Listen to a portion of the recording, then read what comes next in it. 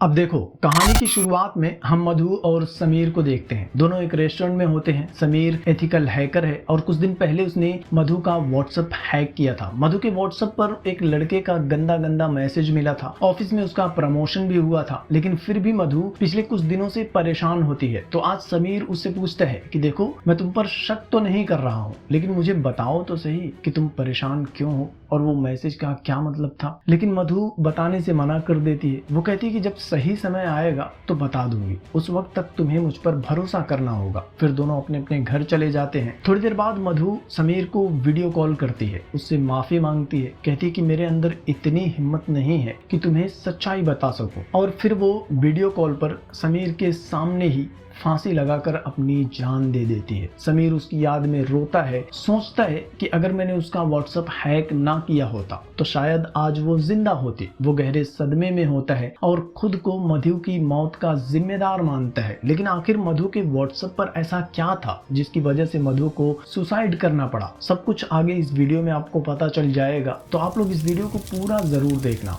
बहुत कुछ बड़ा खतरनाक होने वाला है। दूसरी तरफ हम आईपीएस ऑफिसर विक्रांत को देखते हैं। पुलिस एकेडमी में विक्रांत की ट्रेनिंग चल रही होती है। वो अपनी बैच का गोल्ड मेडलिस्ट होता है। उसका निशाना बहुत अच्छा होता है। पुलिस एकेडमी में उसकी ट्रेनिंग पूरी हो जाती है और उसे गिरी नाम के एक पुलिस ऑफिसर के अंडर में 1 महीने फील्ड ट्रेनिंग के लिए भेज दिया जाता है। उन्हें चोरी का एक केस मिलता है। गिरी विक्रांत को भी लेकर क्राइम सीन पर जाता है तो पता चलता है कि चोरों ने घर में घुसकर एक आदमी की जान ले ली थी और घर का सारा सोना लूटकर भाग गए हैं। लेकिन सोने के पास ही रखे हुए कैश को चोरों ने छुआ भी नहीं था। क्राइम सीन पर आकर विक्रांत सारे सबूत इकट्ठा करने लगता है तो उसे साइकिल के पहिए वाली तीली मिलती है। गिरी उससे कहता है कि तुम फिल्में ज्यादा देखते हो क्या? ऐसी छोटी छोटी चीजें कोई क्लू नहीं होती। विक्रांत को ऐसी छोटी छोटी बातें इग्नोर करने के लिए कहता है। खैर, शाम को विक्रांत एक क्लासिकल डांस शो में जाता है। हाई कोर्ट का जज यहाँ का चीफ गेस्ट होता है तो पुलिस वाले उन्हें सुरक्षा देने के लिए आए हुए थे। यहाँ पर विक्रांत मेन डांसर आरती को देखता है। वो बस देखता ही रह जाता है। आरती बहुत खूबसूरत लग रही थी। वो अपने फोन में उसका डांस वीडियो रिकॉर्ड कर लेता है, लेकिन डांस के दौरान आरती ने जो हार पहना था ना, वो टूटकर गिर जाता है। तो डांस पूरा होते ही विक्रांत हार उठाता है और आरती के पास चला जाता है, उसको हार देता है, उसके डांस की तारीफ करता है तो आरती भी खुश हो जाती है। खैर, 1 महीने में उसकी ट्रेनिंग पूरी हो जाती है। विक्रांत अपने घर पर अपनी माँ के पास होता है। उसकी माँ साइकोलॉजिस्ट है। विक्रांत की ट्रेनिंग पूरी हो गई थी तो माँ बेटे एक साथ मिलकर केक काटते हैं और फिर विक्रांत अपनी ड्यूटी पर चला जाता है। विक्रांत की पोस्टिंग उसी पुलिस स्टेशन में हुई थी जहां विक्रांत की ट्रेनिंग हुई थी, लेकिन अब विक्रांत एसपी विक्रांत होता है, मतलब कि गिरी का भी सीनियर बन जाता है। वो एक बार फिर से चोरी और हत्याकांड वाले सबूत चेक करता है क्योंकि अब तक इस केस में किसी की गिरफ्तारी नहीं हुई थी। विक्रांत उस एरिया के सभी गुंडे जिन पर चोरी के, हत्या के केस चल रहे हैं, सबको पुलिस स्टेशन में बुलाने के लिए कहता है। तो गिरी उससे पूछता है कि इस लिस्ट में तो एमएलए भी है, तो क्या उसे भी बुलाना है? तो विक्रांत सबसे पहले एमएलए को ही बुलाने के लिए कहता है। एमएलए को पता चलता है कि नए एसपी ने उसको थाने बुलाया है तो वो विक्रांत को अपनी ताकत दिखाने के लिए अपने सारे चमचों को लेकर पुलिस स्टेशन आता है। लेकिन विक्रांत सबसे पहले पुलिस स्टेशन का गेट बंद करता है और फिर एमएलए के चमचों की जमकर धुलाई करता है और एमएलए से कहता है कि तुम्हारा पहले से ही क्रिमिनल बैकग्राउंड है तो इंक्वायरी के लिए थाने बुलाया था। अभी मेरे पास कोई सबूत नहीं है, लेकिन अगर सबूत मिला तो अगली बार घसीटते हुए थाने लेकर आऊंगा। एमएलए के पसीने छूट जाते हैं और वो डर के मारे वहां से भाग जाता है। रात में विकी अपने घर पर होता है तब उसकी माँ उसे अपने एक क्लाइंट समीर के बारे में बताती है। वही समीर जिसने अपनी गर्लफ्रेंड का व्हाट्सएप हैक किया था और उसकी गर्लफ्रेंड मधु ने सुसाइड कर ली थी और उसके बाद से वो डिप्रेशन में जा चुका है। उसकी गलती नहीं है, लेकिन फिर भी वो सोचता है कि मधु उसकी वजह से मरी है। तो अगले दिन विक्रांत भी समीर से मिलने के लिए जाता है। उसको समझाने की कोशिश करता है कि देखो, जो हो गया सो हो गया, उसमें तुम कुछ नहीं कर सकते। अब तुम्हें सब कुछ भूलकर आगे बढ़ने की कोशिश करनी चाहिए। विक्रांत को एक हैकर की जरूरत भी थी। समीर एक एथिकल हैकर भी था तो विक्रांत उसे अपने साथ काम पर रख लेता है। सोचता है कि इससे समीर काम में बिजी हो जाएगा तो आसानी से सब कुछ भूल जाएगा और समीर भी विक्रांत के साथ काम करने के लिए मान जाता है। कुछ दिन बाद पता चलता है कि एमएलए का एक विरोधी था, उसकी हत्या हो गई है। लोगों को शक होता है कि हत्या एमएलए ने ही करवाई है। विक्रांत भी इन्वेस्टिगेशन के लिए क्राइम सीन पर जाता है तो पता चलता है कि यहाँ कोई चोरी नहीं हुई है, सारा सोना और कैश सब कुछ सेफ है। लेकिन हत्या में जिस हथियार का इस्तेमाल किया गया था वैसा ही हथियार चोरी करने वाली गैंग ने भी हत्या करने में किया था। मतलब साफ था कि इस आदमी की हत्या एमएलए ने नहीं करवाई थी। विक्रांत बाकी पुलिस वालों से कहता है कि एमएलए का जो विरोधी था जिसकी हत्या हुई है उसके पास एक गन थी, लेकिन शायद चोरों ने ये एक्सपेक्ट नहीं किया था और जब उस आदमी ने चोरों के ऊपर गोली चलाई तो चोरों ने इसे मार दिया, लेकिन डर के मारे चोरी किए बिना ही वहां से भाग गए होंगे। वो चोरी के गहने खरीदने वाले सभी लोगों से पूछताछ करने के लिए कहते हैं तो पुलिस वाले अपनी जांच शुरू कर देते हैं और आखिरकार उन्हें एक आदमी मिल जाता है जिसके पास चोरी के सारे गहने होते हैं। वो बताता है कि चोरों ने मुझे ये गहने सिर्फ अपने पास रखने के लिए कहा था। वो कहते थे कि जब उनका टारगेट पूरा हो जाएगा तो वो लोग सारे गहने एक साथ लेकर चले जाएंगे। इसके बाद विक्रांत जिनके भी गहने चोरी हुए थे सब वापस करवा देता है, लेकिन उसमें से एक ऐसा हार भी था जिसकी किसी ने कोई कंप्लेंट नहीं की थी। विक्रांत उस हार को देखता है तो उसे याद आता है कि ये तो वही आरती का हार है जिसे उसने डांस शो में पहना था, लेकिन विक्रांत को समझ में नहीं आता कि उन लोगों ने कोई कंप्लेंट क्यों नहीं की है। इसके बाद विक्रांत आरती से मिलने के लिए उसके घर जाता है तो आरती के पिताजी कहते हैं कि ये हार हमारा नहीं है, लेकिन आरती और उसके पिता दोनों की हालत देखकर विक्रांत समझ जाता है कि यहाँ कुछ तो गड़बड़ है। लेकिन इससे पहले कि विक्रांत अपनी तरफ से कोई इन्वेस्टिगेशन करता, आरती के पापा खुद ही विक्रांत से मिलने के लिए उसके घर आ जाते हैं और विक्रांत को सारी सच्चाई बता देते हैं। दरअसल उनका एक खुशहाल परिवार था। आरती की माँ और उसके पापा सब एक साथ बहुत खुश रहते थे, लेकिन एक रात उनकी खुशियों पर किसी की बुरी नजर लग जाती है। उस रात उनके घर में चोर घुस जाते हैं, सबको बंदी बना लेते हैं। आरती के पापा के सामने ही आरती के साथ घिनौना कांड करते हैं, फिर उनके घर के सारे गहने चुरा ले जाते हैं। उस रात के बाद से आरती सदमे में चली जाती है और कुछ दिन के बाद आरती की माँ भी जहर खाकर अपनी जान दे देती है। लेकिन समाज में बदनामी के डर से उन लोगों ने पुलिस में कोई कंप्लेंट नहीं की थी और इस दर्द को अकेले ही झेल रहे होते हैं। आरती के पापा विक्रांत से कहते हैं कि तुमसे मिलने के बाद मुझे लगता है कि शायद वो तुम ही हो जो हमें इंसाफ दिला सकता है। उनकी सच्चाई सुनकर विक्रांत और उसकी माँ दोनों की आंखें नम हो जाती है। विक्रांत अपनी माँ से कहता है कि आरती ही वो लड़की है जिससे मुझे प्यार हुआ था, मैं उसे आपसे मिलवाना चाहता था। और अब आरती के मुजरिमों को पकड़ने के लिए विक्रांत अपनी पूरी ताकत लगा देता है। अगले दिन वो लोग आरती के घर पर उससे मिलने के लिए जाते हैं। विक्रांत की माँ आरती से बात करती है, जिसके बाद विक्रांत भी आरती से कुछ बताने के लिए कहते हैं जिससे कि उन चोरों को पकड़ने का क्लू मिल सके, क्योंकि अब तक उसे जो पता चला था उससे तो ऐसा ही लग रहा था कि शायद सोना चुराने वाली उस गैंग ने ही ये काम किया होगा। आरती कहती है कि उन लोगों ने मास्क लगाया हुआ था और जब मुझे होश आया तो मैंने एक चोर के मुंह पर कांच की बोतल फेंक कर मारी थी तो उसके माथे से खून आने लगा था, इससे ज्यादा मुझे कुछ नहीं पता। इसके बाद विक्रांत पुलिस स्टेशन जाता है, समीर से पूरे शहर का सीसीटीवी हैक करवाता है। जिस रात आरती के घर में चोरी हुई थी उसी रात का सीसीटीवी फुटेज देखते हैं और आखिरकार एक सीसीटीवी फुटेज में वो चोरों को एक वैन में बैठकर भागते हुए देखते हैं। वैन के शीशे पर फास्ट टैग भी लगा हुआ था और उस फास्ट टैग के जरिए उन्हें वैन का असली नंबर मिल जाता है। पता चलता है कि गाड़ी असल में उड़ीसा की है। ये लोग उड़ीसा से आने वाले रास्तों की सभी टोल को अलर्ट कर देते हैं। किस्मत अच्छी होती है क्योंकि उसी रात चोर वैन से एक टोल नाका क्रॉस करके शहर में घुसते हैं। टोल वाले तुरंत विक्रांत को इन्फॉर्म कर देते हैं। विक्रांत पूरी फोर्स के साथ उनका पीछा करता है। चोर भी देखते हैं कि पुलिस वाले उनका पीछा कर रहे हैं तो चोर भागने लगते हैं, लेकिन विक्रांत उन सबको पकड़ता है। उनमें से एक चोर के माथे पर चोट का निशान भी था, जैसा कि आरती ने बताया था। विक्रांत को यकीन हो जाता है कि आरती के साथ गंदा काम इन लोगों ने ही किया है। वो चोरों को इतना पीटता है कि उन सबको हॉस्पिटल में भर्ती करवाना पड़ता है। विक्रांत हॉस्पिटल में जाता है, उनसे पूछता है कि तुम लोग इससे पहले भी हत्या करके सोना चुराते थे, लेकिन इस बार आरती के साथ गलत काम क्यों किया? तो चोर बताते हैं कि उन लोगों ने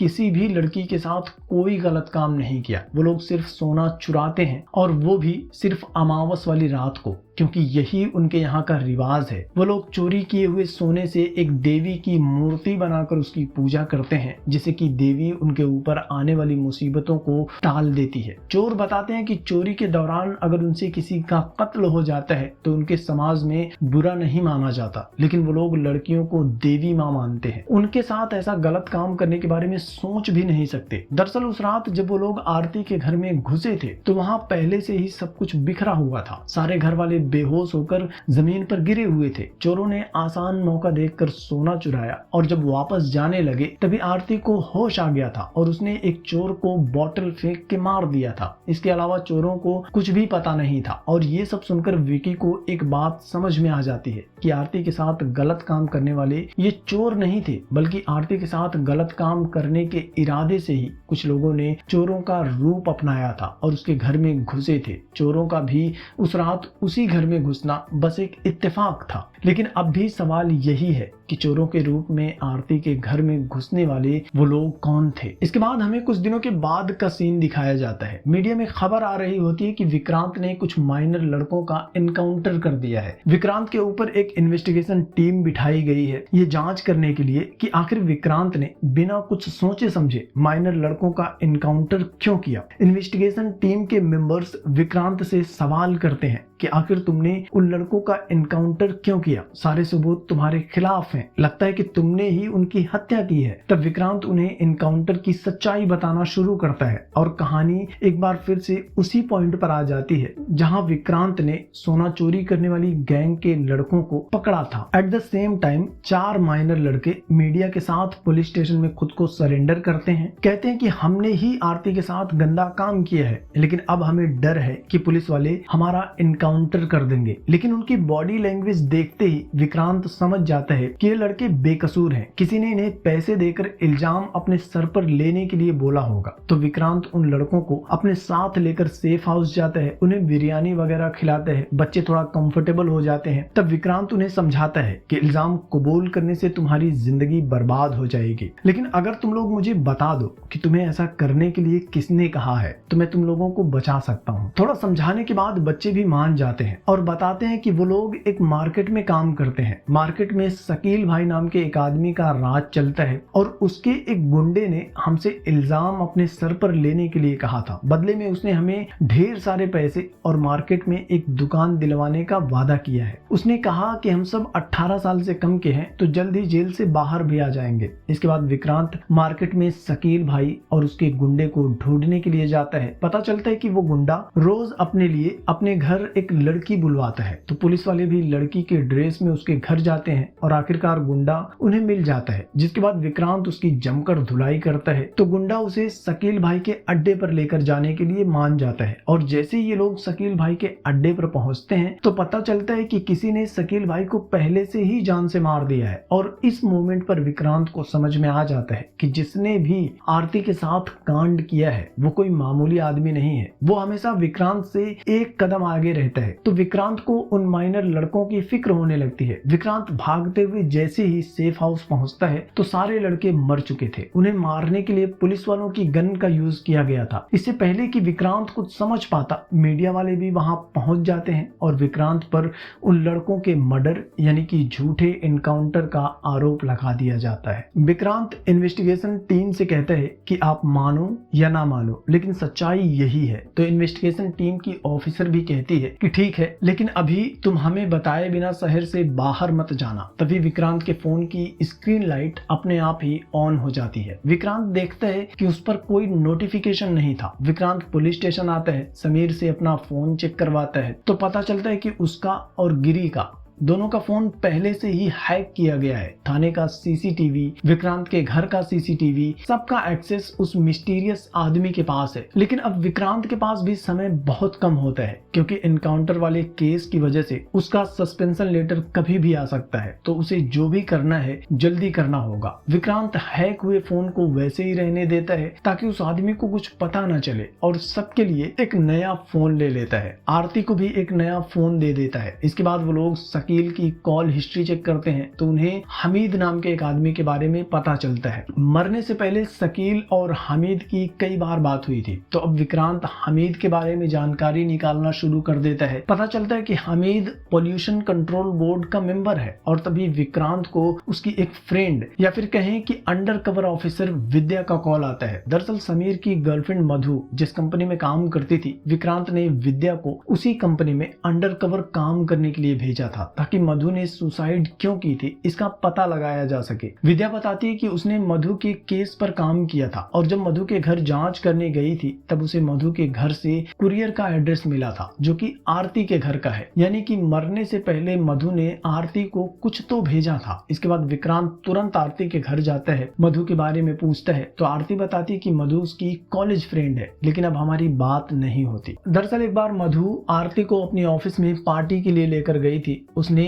आरती को अपने बॉस से मिलवाया था। बॉस ने अपने बेटे से आरती की बात करवाई थी और वो दोनों मिलकर आरती को उनकी कंपनी ज्वाइन करने का ऑफर दे रहे थे, लेकिन आरती के पास पहले से ही अच्छी जॉब थी तो उसने ये ऑफर ठुकरा दिया था। उसके बाद से मधु बार बार कॉल करके आरती को फोर्स कर रही थी कि वो उनकी कंपनी ज्वाइन कर ले, तो आरती ने उसे ब्लॉक कर दिया था। विक्रांत बताता है कि मरने से पहले मधु ने तुम्हें एक कुरियर भेजा था। इस पर आरती कहती कि मुझे कोई कुरियर नहीं मिला। जिसके बाद विक्रांत लेटर बॉक्स चेक करता है और उसे कुरियर मिल जाता है जिसमें बस एक पेन ड्राइव होती है। पेन ड्राइव में एक वीडियो था जिसे मधु ने आरती के लिए रिकॉर्ड किया था। दरअसल जिस ऑफिस में मधु काम करती थी उसके बॉस का बेटा था वल्लभ और वो बहुत ही घटिया आदमी था। उसकी कंपनी के बहुत सारे बड़े बड़े क्लाइंट्स थे और अपने क्लाइंट्स को खुश करने के लिए, उनसे अच्छा रिश्ता बनाने के लिए वल्लभ ऑफिस की लड़कियों को उनके पास भेजता था। उसने मधु को भी अपनी जाल में फंसाया। पहले उसने मधु को प्रमोशन दिया, उसकी जमकर तारीफ की, फिर उसे एक क्लाइंट के पास प्रेजेंटेशन देने के लिए भेज दिया। मधु क्लाइंट को प्रेजेंटेशन देने के लिए जाती है तो क्लाइंट उसके साथ बदतमीजी करने लगता है। मधु बाहर आकर वल्लभ को कॉल करती है तो वल्लभ कहता है कि क्लाइंट को खुश करना